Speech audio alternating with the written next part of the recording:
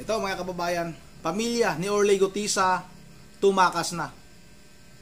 Natakot daw ito mga kababayan dahil nga pinalibutan daw ito ng mga armadong kalalakihan. Dahil nga pagkatapos magsalita nitong si Saldico at kinumpirma nga ni Saldico na itong si Orly Gutisa ay totoo nga na nag-deliver ng mali-malitang pera kay dating Speaker Martin Romualdez at kay Pangulong Marcos Jr. mga kababayan. Pero bakit mo patuloy? Ako muna ibabati ng magandang gabi sa aking mga subscribers dyan, sa aking mga viewers. Maraming salamat sa inyong suporta. Shoutout sa inyong lahat. Yun ang mga kababayan, nagtalo-talo na ngayon kung saan na ba talaga itong si Orly Gutisa. Pero nga ayon kay dating Congressman Mike Defensor mga kababayan, itong si Orly Gutisa ay hawak na ngayon. Hawak ni Attorney Claire Castro. Hindi yung kababayan. Baka alam lang ni Attorney Claire Castro. Kasi nga, siya ay tagapagsalita o tagapagsinungaling ni Pangulong Marcos mga kababayan. Siguro nga, itong si Orly Gutisa ngayon ay hawak na ng mga tauhan o baka lang ng mga tauhan ni Pangulong Marcos mga kababayan. Kasi isa ito sa mga talagang malakas na witness laban kay dating Speaker Martin Romualdez at kay Pangulong Marcos Jr. Kaya ngayon, ayon kay Mike Defensor, ay kinuha na daw ito mga kababayan. Nasa kamay na ito ng mga magnanakaw mga kababayan. Siguro nga din alam ni Malo Tiquia mga kababayan, dahil nga nung magkaharap itong si Ma'am Malo Tiquia at itong tagapagsinungaling ni Pangulong Marcos Jr. na si Attorney Claire Castro, tinanong ni Ma'am Malo na baka alam ni Attorney Claire Castro. Siguro nga may nakapagbulong din kay Ma'am Malo Tiquia na itong si Orly Gutisa nga ay hawak na ngayon ni Attorney Claire Castro. Hindi pala mga kababayan ng amo ng amo ni Attorney Claire Castro. At nung tinanong siya ni Ma'am Malo Tiquia mga kababayan, galit na galit si Attorney Claire Castro. Halatang halata mga kababayan na guilty. Talagang parang sumabog mga sumabog yung buhok ni Attorney Claire Castro. At mukhang guilty nga mga kababayan. Kasi nga, itong si Orly Gutisa pala ngayon, ay wala na ito sa Marines, at wala na ito sa kampo nitong si Mike Defensor mga kababayan. Nasa kampo na nga daw ito ng mga magnanakaw. O ito na, huwag natin itong patagalin. Sabay-sabayin natin itong panood. Si Gutesa siguro alam ni Yuse kung nasan si Gutesa. Bakit naman sa akin ibibintang? Baka kayo may alam. Total kayo naman yata may kakilala yan. Hindi, ikaw ang nasa gobyerno eh. Pero teka lang, sino ba nag-present sa kanila? Hindi ko alam kung sino nag-present. Mismo na tayo. Hindi sino may nag-present dyan. Baka kaalyado nyo nag-present dyan. Hindi, ayan ang propaganda. Biro mo ang assertion mo, ako kasama? Ba't mo hinahanap sa akin? Baka alam mo. Alam mo, pag ikaw ang estado, never mind. Well, let's I respect this show. I do not want to go to the gutter. So don't start kasi. You're putting something to me. But you are representing government. But still, bakit ko malalaman? Hindi ako nag-present dyan. Bakit mo sa akin ipapaturo You can sa akin always na say malamang it alam in a ko? very... Nakita ninyo mga kababayan kung ano yung reaksyon ng tagapagsinungaling ni Pangulong Marcos. Aba, nagalit ka agad. At ibininta ngayon kay Ma'am Malo Tiquia na baka alam din daw ni Ma'am Malo Tiquia. Nagbibintang mga kababayan. Tinanong lang naman siya ni Ma'am Malo, baka may alam si Attorney Claire Castro kasi nasa gobyerno ka.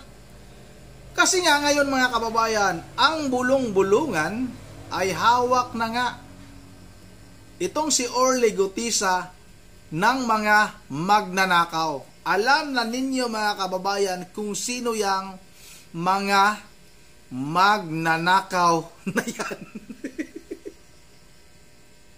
Very very nice way without you don't have to insulting people. start. Oh, You don't have to excuse me. start. Okay po. Okay. Excuse me. Ano You don't have to start. Ganito po. Let's ask na lang each one. Do we have any information from either end? Any information from either end of where he is? And No, I don't Wala. know. There was someone who told me that he is in the custody of government, of agencies of government, including the family. including the family. Including the family. So, do I know for certain? No. It was relayed to me. Am I part of the scheme that some people would say I am part? I am not. I am just an ordinary citizen who loves this country and would like to comment on certain things. Tinanong natin yan sa Marines eh. At sinabi nila na wala sa kustodiya nila, walang nakakaalam. Siguro ang dapat si na Mike natin Defensor tanong si din Mike na- Defensor. No, we already asked Mike Defensor. O yan mga kababayan, kung ang ibig sabihin ni Mamalo Tikia, hawak na ng gobyerno, itong ng mga magnanakaw ng mga kababayan, itong si Orly Gutisa at kasama na yung pamilya. Ibig sabihin pala mga kababayan, ay nadukot na ito. Hindi pala ito nakatakas. Kasi nga ayon kay Mike Defensor mga kababayan, tumakas daw itong pamilya ni Orly Gutisa kasi nga pinalibutan na ito ng mga sugo ng mga magnanakaw mga kababayan. Para dukutin, baka nadukot nga talaga. At yung dalawang tao, ano ang pangalan nun? Yung dalawang tao ni Saldico, yung pamilya daw noon mga kababayan, yung asawa binugbog daw, pinabugbog daw. Sino kaya naman yung bumugbog? Hindi naman kaya si Martin Marquez ang bumugbog mga kababayan? Ang laki-laking tao noon.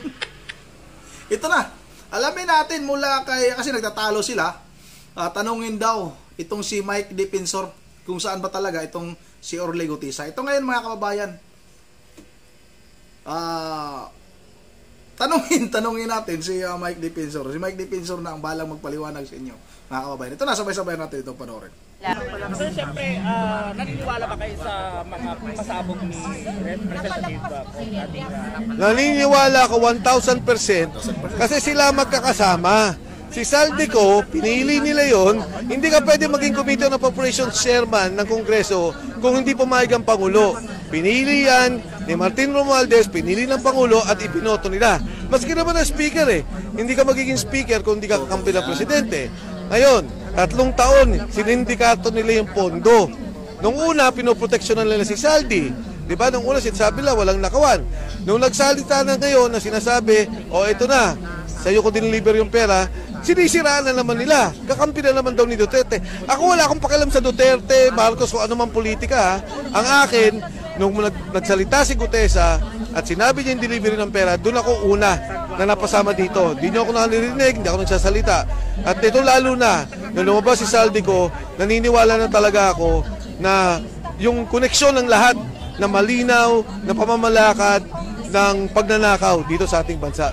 Sir, kasi ang sabi walang saysay yung kanyang pasabog. Pag hindi niya ito panunustaan, anong advice nyo kay Representative ko? Wala yun, ang dali-dali nun. Pupunta ka lang ng consulate dun Papa-notarize mo lang Baka na naman sabihin nila, peke yung notaryo pagdating dun. Pero the fact na nag-video tong taong to, madali na lang yung notaryo. Madali na lang yung pagpapatunay dito. Yung hiling na bumalik siya sa bansa para harapin yung mga kaso niya. At may sasabihin ako sa inyo si Gutesa sa ngayon, wala sa akin yan, hindi ko siya alam. Hindi na siya pinoprotektahan, illegally detained na siya. Illegally detained. Ang pamilya niya, ngayon lang araw tumakas. Kasi pinapalibutan na. Matapos magsalita ni Saldico na totoo yung sinabi ni Gutesa. Si Paul Estrada at yung asawa nabugbog dahil gusto na mag-witness. Ngayon dinala ng Chile. Ang sabi ng babae, meron daw mga katungkulan yung mga nagbabantay. Ang sabi pa nga, NBI. Paano kung lalabas kung ganito ang sitwasyon? Na ang mismong kalaban mo, ang puwersa ng armado ng estado ng gobyerno. Hindi ko sinasabi mo sa mga pulis. Sigurado ko mga pulis galit na rin sa nangyaring nakawan. Pero may mga ilang sangay o individual na gamit sila para patahimikin at kitilin itong ganitong pagsasalita sa katotohanan. Anong dapat gawin ni Saldico? Magsalita mo na siya, ipanotaryo niya. Dahil pag dinotaryo niya, hindi naman niya kailangan umuwi Sa tamang panahon, Pag talagang maayos na, pwede siyang umuwi. Pero sa ngayon, hindi pa siya nakanotaryo, wala pang malinaw na, hindi pa naayos yung ebidensya, papatayin siya. Yun, maliwanag na maliwanag mga kababayan. Kaya gusto nitong si Atty. Claire Castro na kaagad-agad na umuwi itong si Saldico. May balak na masama. May balak kayong masama. Grabe kayo ha. Hindi pa kayo nagkasya sa pagnanakaw. Gusto nyo pang... Ano bang gusto nila mga kababayan? Bakit nga gusto nila na kaagad-agad umuwi si Saldico? Gusto nilang patahimikin yan. At ito yung matindi ngayon mga kababayan. Kasi nga, ayun nga, kaya Mike Defensor, hawak na ng gobyerno. Itong si Orly Gutisa mga kababayan. Hindi siguro alam nitong si dating Congressman Mike Defensor mga kababayan na ngayon, kasi nga ayon kay Mamalo Tikia, kasama yung pamilya ni Orly Gutisa ay hawak na ng mga magnanakaw mga kababayan. Baka nung tumakas, baka nahabol. Baka nahuli pa rin mga kababayan. Kaya ngayon, baka totoo talaga, nahawak na ng mga magnanakaw yung buong pamilya ni Orly Gutisa mga kababayan. Kaya abangan natin yung paglabas ni Orly Gutisa. Baka totoo nga mga kababayan yung sinabi ni Senadora Amy Marcos na babaliktad. Tinakot o sinuhulan, pero malamang mga kababayan, tinakot ito. Dahil nga, dinukot na, kinuha na yung pamilya, hawak na daw ng Estado ngayon, wala nang magagawa. Sinabi na rin ito ng isang retiradong Marines mga kababayan. Pag ang pamilya na daw talaga yung kukunin at tatakutin yung isang Marines, hindi daw talaga nalalayo. Na susunod na lang kung ano bang gustong iutos sa kanya. Yun ang dito lang muna at bago tayo magtatapos ay mag-shoutout lang muna tayo. Shout out tayo kay Sana ba yung i-shout out natin? Shout out tayo kay ito si ano ba pangalan nito? Nakalimutan ko na yung pangalan nito. Rodolfo Garcia. Miss ko na content mo idol tungkol kay Supot Ibipanyo Labradog. Sige, puntahan natin yan idol. Nakikita ko na rin kasi na binabanatan ulit si Senador Rodante Marcolita noon mga kababayan. Pinuri nitong si Supot na si Ibipanyo Labrador, itong si Senador Rodante Marcolita.